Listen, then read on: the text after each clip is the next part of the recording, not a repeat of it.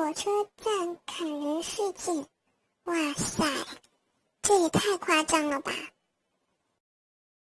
人怎么可以邪恶到这种程度？10个人就已经是计划好的，然后去杀人，恶魔缠身啊，一点人性都没有。